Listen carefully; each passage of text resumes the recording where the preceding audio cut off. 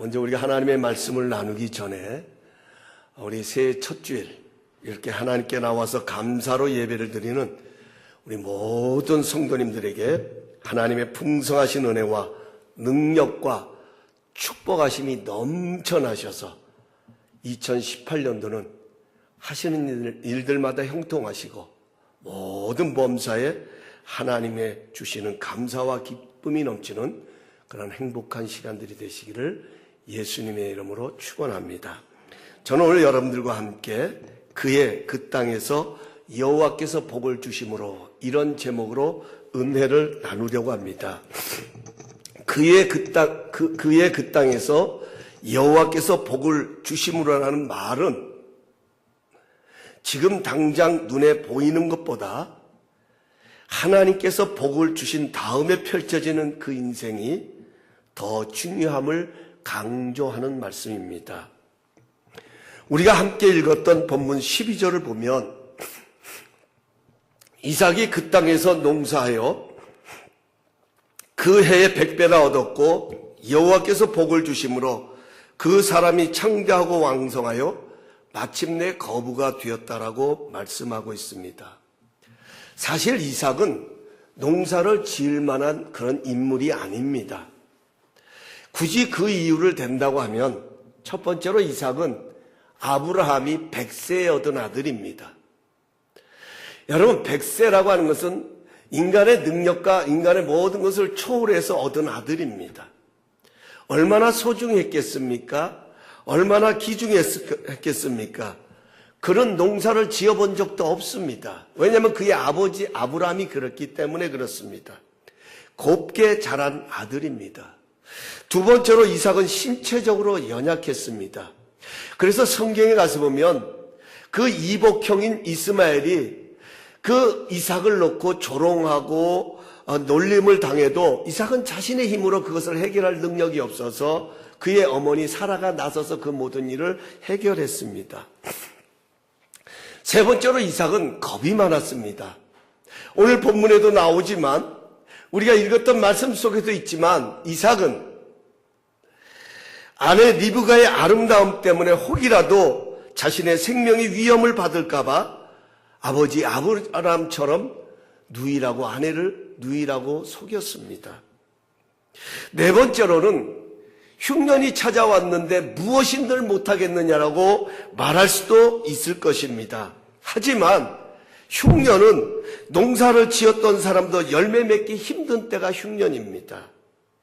그런데 경험이 없는 사람이 그것도 흉년의 때에 농사를 지어서 100배의 수확을 낸다는 것은 그 말 그대로 하나님의 축복이 아니고서는 불가능한 것입니다. 사랑하는 성도 여러분, 우리에게 들려주시는 메시지가 있습니다. 내가 힘쓴다고 다 열매 맺는 것 아닙니다. 내가 노력한다고 해서 다 열매 맺는 것 아닙니다. 하나님께서 복을 주셔야 합니다. 하나님께서 복을 주시면 그 수고가, 그 열심이, 그 노력이 100배의 결실을 가져올 수 있다는 것입니다. 그러면 하나님은 어떤 자에게 복을 주십니까? 하나님께서 이삭에게 복을 주신 이유가 두 가지가 있었습니다. 첫 번째로 하나는 하나님이 아브라함과 맺은 언약 때문에 그랬습니다. 오늘 창세기 26장 1절에서 4절에 보면 이렇게 기록합니다. 아브라함 때에 흉년이 들었더니 그 땅에 또 흉년이 들매 이삭이 그랄로 가서 블레셋 왕 아비멜렉에게 이르렀더니 여호와께서 이삭에게 나타나 이르시되 애굽을 내려가지 말고 내가 내게 지시하는 땅에 거주하라. 이 땅에 거주하면 내가 너와 함께 있어 내게 복을 주고 내가 이 모든 땅을 너와 내 자손에게 주리라. 내가 내 아버지에게 맹세한 것을 이루어 내 자손을 하늘의 별과 같이 번성하게 하여 이 모든 땅을 내 자손에게 주리니 내 자손으로 말미암아 천하 만민이 복을 얻을 것이니라. 할렐루야. 그렇습니다. 아브라함에게 찾아온 흉년이 그의 아들 이삭에게도 찾아왔습니다. 이삭은 애굽으로 내려갈 생각을 가지고 그랄레에 거하고 있는 블레셋 왕 아비멜렉을 찾아갔습니다. 그때에 하나님께서 이삭에게 나타나셔서 말씀하셨습니다. 여러분, 우리 모두 이 장면을 놓치지 않기를 원합니다. 이삭이 복 받은 것만 생각하지 마시고 그 복을 누리기까지 하나님께서 어떻게 이삭에게 하셨는가를 주목해야 합니다. 하나님은 애굽으로 내려가려고 그란에 거하고 있는 블레셋 왕 아비멜렉을 찾아가는 이삭에게 나타나셔서 말씀하셨다, 이렇게 합니다. 기록합니다. 하나님은 말씀하시는 하나님입니다. 하나님은 말씀으로 이삭에게 나타나셨습니다. 말씀으로 어떻게 흉년을 지날 것인지 그 해답을 들려주셨습니다. 여러분 기억하십시오. 예수님 하신 말씀입니다. 사람이 떡으로만 살 것이 아니요 하나님의 입에서 나오는 말씀으로 말미암아 산다라고 말했습니다. 하나님의 말씀을 들어야 삽니다. 하나님의 입에서 나오는 그 말씀을 들을 때에 흉년의 때에도 우리는 살아갈 수 있습니다. 여러분, 2018년은 우리 모두가 어떤 상황 가운데 거할지라도 하나님의 말씀이 들려지는 그런 축복의 해가 되기를 예수님의 이름으로 축원합니다. 말씀하시는 하나님의 말씀을 들을 귀가 막히는 불행한 일이 없기를 예수님의 이름으로 축복합니다. 하나님께서 이삭에게 뭐라고 말씀하십니까? 애굽으로 내려가지 말라는 것입니다. 아브라함도 흉년을 맞이했을 때 애굽으로 내려갔습니다. 그때는 하나님께서 아브라함에게 애굽으로 내려가지 말라고 막지 않으셨습니다. 그런데 이삭에게는 애굽으로 내려가지 말라고 막으십니다. 왜 그러셨을까요? 왜 아브라함에게는 그냥 놔두시더니 이삭의 때는 막으셨을까요? 저는 이것이 너무나 궁금해서 창세기 12장부터 다시 읽어나가기를 시작했습니다. 그 말씀을 읽는 중에 제 마음에 한 성경 구절이 와닿았습니다. 그것은 로마서 8장 28절입니다. 우리가 알거니와 하나님을 사랑하는 자 곧 그의 뜻대로 부르심을 입은 자들에게는 모든 것이 합력하여 선을 이루느니라. 선이라고 하는 것은 하나님의 뜻을 말합니다. 하나님은 하나님 자신의 뜻대로 부르심을 입은 자들에게는 모든 것이 합력하여 하나님의 뜻이 되게 하신다는 것입니다.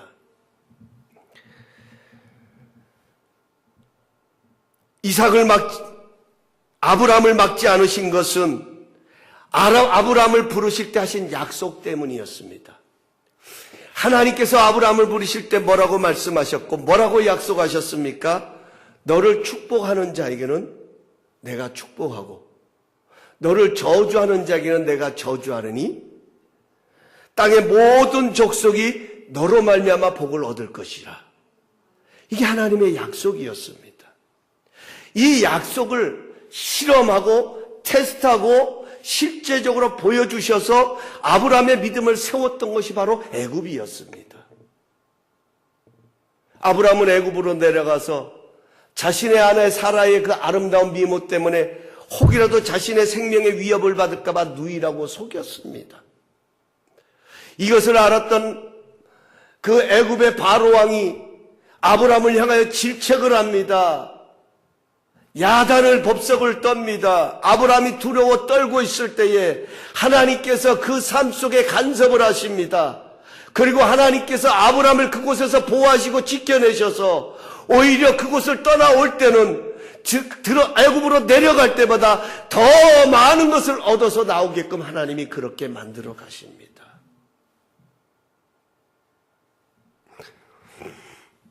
하나님께서는 아브라함을 저주하는 자를 저주하시고 아브라함을 축복하는 자를 축복하시겠다고 하시는 그 약속을 이루고 계셨습니다. 이처럼 하나님께서는 이삭을 통해 또 이루실 선한 뜻이 계셨습니다. 아브라함과 맺은 언약을 이루기 위해서입니다. 하나님은 꿈을 갖고 계셨습니다. 이삭을 향하여서 아브라함 때부터 갖고 계셨던 그 하나님의 꿈은 흉년이 찾아와도 변함없이 이삭을 향하여 그 일들은 이루어지고 있었다 하는 사실입니다. 흉년에도 하나님은 변함없이 그 일을 이루어 가십니다. 여러분, 왜 야고보 기자는 너희가 시험을 만나거든 온전히 기쁘게 여기라고 말씀하셨습니까? 왜 인내하라고 말씀합니까? 그것은 우리로 하여금 조금도 부족함이 없게 하시려는 하나님의 뜻이 있다라고 가르쳐주고 있습니다. 그렇습니다. 인생의 흉년이 어떤 사람에게는 절망이 되고 낙심으로 끝날 수 있지만 어떤 사람에게는 그 흉년이 조금도 부족함이 없는 또 다른 하나님의 복을 얻는 기회가 된다는 사실을 믿으시기 바랍니다. 그래서 하나님께서는 이삭에게 애굽으로 내려가지 말고 내게 지시하는 땅에 머물라라고 말씀하십니다. 사랑하는 성도 여러분, 인생의 고난이 찾아올 때 하나님께서는 우리가 머물기 원하는 땅이 있음을 믿으시기 바랍니다. 우리의 인생에 어려움이 찾아오고 힘든 상황이 찾아올 때에 그 상황을 통하여서 하나님의 선하신 뜻을 이뤄가시기를 원하시는 하나님께서는 우리가 그 상황 가운데도 꼭 머물러 있기를 원하는 그 땅이 있고 그 모습이 있다는 사실을 기억하시기 바랍니다.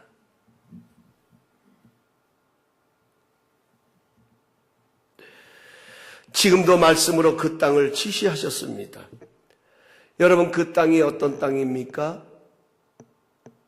블레셋 왕 아비멜렉이 통치하고 기거하는 그랄 땅이었습니다. 이 그랄 땅이라고 하는 것은 이삭의 고향이 아닙니다.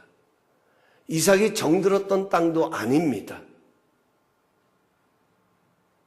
이삭은 이방인으로 그랄 땅에 거주하는 것입니다. 낯설은 땅입니다. 불편한 땅입니다. 하나님은 이런 땅에서 이삭에게 보여주고 싶은 것이 있었다 하는 것입니다. 그것이 바로 무엇이냐? 이렇게 말씀하십니다. 내가 이 땅에 거하면 내가 너와 함께 하겠고 내게 복을 주겠다고 말씀하십니다. 그 땅은 익숙하지 않은 땅, 불편한 땅이지만 하나님이 함께 하시고 복을 주시면 내 인생의 삶에 놀라운 일이 일어나는 복된 땅이 될 수 있다 하는 것입니다. 이삭은 하나님의 말씀에 순종하였습니다. 이것이 하나님께서 이삭에게 복을 주신 두 번째 이유였습니다. 눈에 보이는 기름진 땅보다 하나님의 함께하심이 중요했습니다. 내 노력보다도 하나님께서 복을 주시는 것이 더 소중했습니다. 그래서 이삭은 비록 이방이지만 하나님이 말씀하신 대로 애굽으로 내려가지 않고 그랄 땅에 남았습니다. 그러자 하나님의 약속대로 하나님의 역사가 시작되었습니다. 이삭도 똑같이 자신의 아내 리브가의 아름다움 때문에 혹이라도 그랄 땅에 거주하는 사람들에게서 자신의 생명의 위협을 받을까봐 자신의 아버지가 했던 것처럼 그도 그 자신의 아내를 누이라고 속였습니다.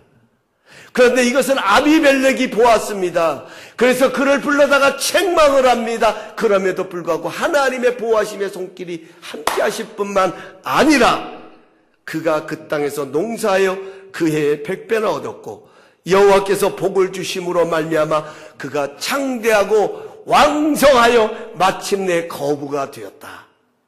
성경은 이렇게 해석을 하고 있습니다.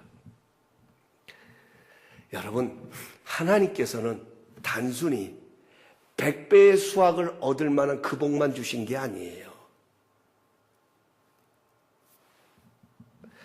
여호와께서 복을 주심으로 그가 창대하고 왕성했다 이렇게 말합니다. 여기 창대했다는 것은 점점 더 커져갔다는 거예요. 왕성했다는 것은 더 든든히 세워졌다는 뜻입니다. 여러분, 우리가 하나님의 복을 받는 것도 중요하지만 그 복을 받아 누릴 수 있는 능력은 더 중요합니다.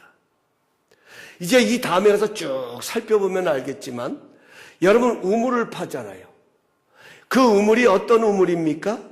야곱 혼자 먹을 우물이 아니라 야곱의 종들과 야곱의 거느리는 가족과 뿐만 아니라 그가 거느리는 가축과 짐승들이 먹을 우물이 바로 그 우물이에요. 그 우물을 몇 번씩이나 팝니까?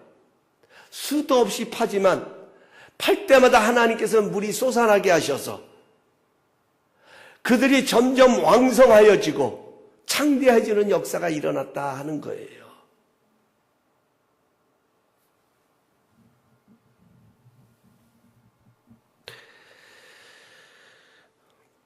하나님이 지켜주시고 힘주시는 복을 받아야 한다 하는 것입니다. 이 복이 어디서 비롯됐습니까? 순종에서 비롯됐음을 기억해야 합니다. 이삭은 연약하고 부족하지만 그가 자란 것은 하나님의 말씀대로 그 땅에 머물렀던 거예요.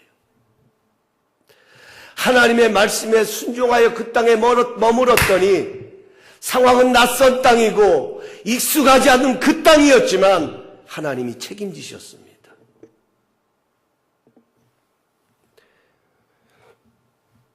하나님의 약속을 붙들고 자신의 아버지 아브라함처럼 하나님에게 순종한 것입니다. 바로 그런 이삭과 하나님은 함께 하시고 그 땅에서 복을 주셨습니다. 이게 오늘 말씀의 내용입니다. 저는 이 말씀을 준비하다가 이런 생각을 한번 해보았습니다. 이삭을 떠올리면서. 이삭에게도 이런 부족함이 있고 연약함이 있었잖아요. 이런 부족함과 연약함은 우리에게도 있습니다. 누구나 있습니다. 그래서 그런지 우리는 연약하고 부족하다는 말을 너무 쉽게 합니다. 저도 그래요. 나는 부족합니다. 연약합니다. 너무 이지하게 합니다. 그런데 가만히 생각해 보면요. 나는 부족합니다. 나는 연약합니다. 늘 이것을 입에 달고 살면 누가 좋아할까요? 어찌 보면 이것은 사탄에게 항복하는, 아니 내가 인정하는 그런 모습밖에 되지 않는다 하는 것입니다. 하나님과 사탄 앞에서 나는 부족하다, 나는 연약하다고 계속해서 반복해서 말한다고 하면 하나님과 사탄은 어떤 반응을 보일까요? 사탄은 틀림없이 맞다. 잘 봤어. 맞는 말 하는 거야. 너는 너무나도 솔직해. 너는 너무나도 네 자신을 정확하게 알고 있어. 그런 내가 무슨 일을 하겠다고 그렇게 몸부림치냐고 정죄할 것입니다. 네까지 그렇게 연약하고 부족한 너 하나도 제대로 단둘이 못한 네가 무슨 하나님의 일을 하겠다고 정죄할 것입니다. 하나님의 복에서 멀어지게 되는 것입니다. 그 게임에 빠지는 순간 하나님의 복은 나에게서 멀어지는 것입니다. 그러나 하나님은 어떤 반응을 보이실까요? 그래, 부족하고 연약하기에 내가 너와 함께 있고 싶다고 말씀하실 것입니다. 그래, 네가 부족하고 연약하기 때문에 내가 너와 함께 하겠다는 겁니다. 너의 약함, 너의 그 부족함 내가 도와주면 얼마든지 강함이 될 수 있다라고 말씀하실 겁니다. 그래서 나를 따라오라고 순종을 요구하십니다. 그래서 나를 따라오라고 말씀을 하십니다. 내가 지시하는 땅에 머물라고 요구하십니다. 그러면 내가 너와 함께 있어서 내게 복을 주겠다고 말씀하십니다. 사랑하는 성도 여러분, 순종은 내 조건을 보는 것이 아니라 그분의 약속과 그 일을 이루시는 그분의 능력을 믿음으로 붙잡는 것입니다. 순종은 바로 그 하나님의 임재 안으로, 그분의 능력 안으로 들어가는 것입니다. 불순종은 하나님의 뜻을 떠나 저주 가운데로 들어가는 것이지만 순종은 하나님이 함께 하시고 복 주심을 경험하는 그 은혜의 자리로 들어가는 것, 그것이 순종입니다. 모세가 내가 선 땅은 거룩한 땅이니 내 발에서 신을 벗으라는 이 말씀 앞에 순종할 때 하나님의 영광이 모세를 덮었습니다. 밤새도록 그물을 던져 얻은 것이 없지만 깊은 데로 가서 그물을 내려 고기를 잡으라는 이 말씀에 의지하여 그 말씀에 순종하였던 베드로에게 하나님은 자신의 빈 배뿐만 아니라 함께했던 또 다른 배까지 가득 채울 수 있는 놀라운 은혜와 역사를 베풀어 주셨습니다. 인생은 상황이 좋다고 해서 잘 되는 것이 아닙니다. 그렇다고 상황이 나쁘다고 해서 잘못되는 것도 아닙니다. 여호와께서 복을 주셔야 합니다. 여호와께서 붙들어 주셔야 합니다. 여호와께서 그때마다 새 힘을 주셔야 합니다. 여호와께서 복을 주심으로 그의 그 땅에서 더 창대하고 왕성하여 마침내 더 큰 자가 되는 것입니다. 2018년 이삭처럼 순종의 사람이 되십시다. 이삭은 흉년을 맞이한 그 해에 순종을 통해 그 땅에서 농사하여 100배의 수확을 얻음으로 여호와께서 주신 복으로 더 왕성한 자가 되었습니다. 이것이 신년 감사주일 첫 주일 예배 드리는 우리에게 들려주시는 하나님의 말씀입니다. 다시 말하면 2018년도 우리와 함께 하시면서 우리를 통하여 이루어 가시기를 원하시는 하나님의 마음입니다.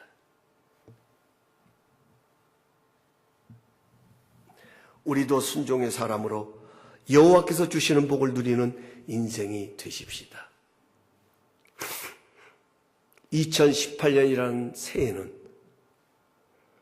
앞이 보이지 않는 어떤 일이 일어날지 모르는 그런 길을 우리는 발을 띄었습니다. 비록 새해는 어떤 일이 일어날지 알 수 없지만 우리의 순종을 통해 우리와 함께 하시고 복을 주시는 하나님을 바라보시면서 매 순간마다 주님을 기쁘시게 할 것이 무엇인가를 시험하며 그의 그 땅에서 여호와께서 복을 주심으로 주실 그 복으로 더 창대하고 더 왕성해지는 하나님께서 세워가시는 그런 축복의 사람들, 그런 큰 사람들이 될 수 있기를 예수님의 이름으로 축원합니다. 따라서 하십시다. 그의 그 땅에서 여호와께서 복을 주심으로 그 다음은, 아니 그건 안 했을 때요. 그 다음은 이제 여러분들이 경험해야 돼요.